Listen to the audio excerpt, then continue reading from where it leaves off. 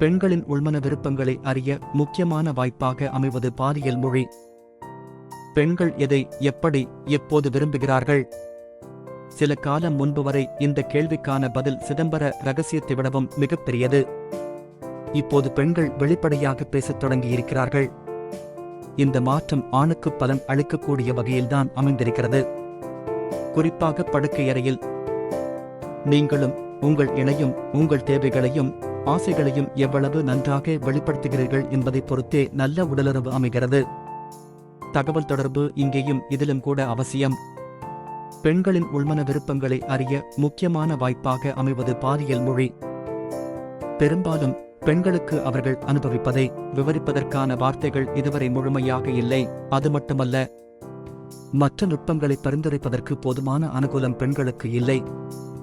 அப்படியே ஆய்ந்தறிந்து ஒரு பெண் செக்ஸ் பரிந்துரைகள் செய்தாலும் அதை முன்முடிவின்றி ஏற்கும் மனப்பக்குவம் பெரும்பாலான ஆண்களுக்கு இல்லை.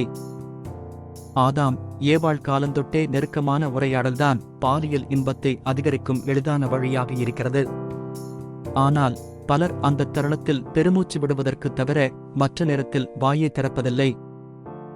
சிறப்பான பாலியல் தூண்டுதலுக்கு பல காலமாக விவரிக்க வார்த்தைகளே இல்லாமல்தான் இருந்தது. இப்போது கொஞ்சம் கொஞ்சமாக அந்த கொஞ்சிப் பேசும் தருணங்களின் உளவியல் உண்மைகள் வெளிப்படத் தொடங்கியிருக்கின்றன.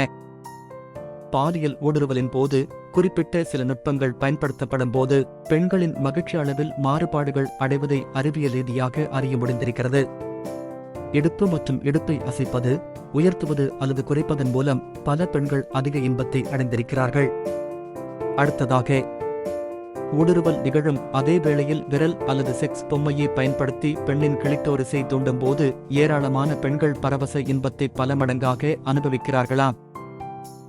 ஆண்கௌரியானது உட்புறம் நுழைந்து சட்டென வெளியே வருவதை விடவும் யோனியின் உள்ளே அனைத்து வழியிலும் ஊடுருவி கிளிட்டோரிஸின் மீது தொடர்ந்து தேய்க்கப்படும் போது எல்லையில்லா இன்பத்தை பெண் அடைய முடிகிறது என்கிறார்கள் அந்த இன்பத்தை உணர்ந்த பல பெண்கள்.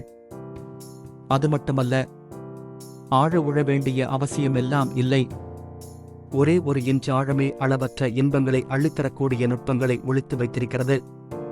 பார்த்து பதமாக பயன்படுத்தி பரவசம் அடையலாம் என்கிறார்கள் அந்த இன்பத்தை உணர்ந்த பல பெண்கள். அண்மை காலமாக பெண்கள் தங்கள் பாலியல் வாழ்க்கையை பற்றி தோழர்களுடன் இயல்பாக விவாதித்து வருகிறார்கள். இந்த மாற்றம் மிக மிக முக்கியமானது.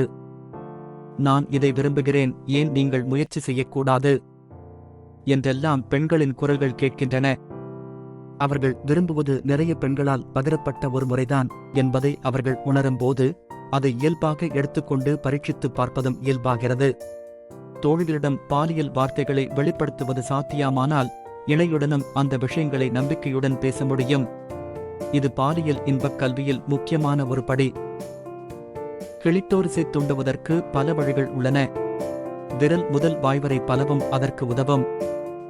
உலகின் பல நாடுகளில் இந்த தூண்டுதல் இன்பத்தை அனுபவித்தறியாமலே குழந்தையும் பெற்றுவிட்ட பெண்கள் ஏராளமானோர் உண்டு. எனினும் இந்த வகை தூண்டுதல் பெண்களுக்கு மிகுந்த மகிழ்ச்சியை தருகிறது என்பது உண்மை. நம் சமூகத்தில் பாலியல் குறித்த தவறான தகவல்களே அதிக அளவில் பரிமாறப்பட்டிருக்கின்றன. உண்மையில்லாத போர்னோக்களே செக் என்று பலர் நம்புகிறார்கள்.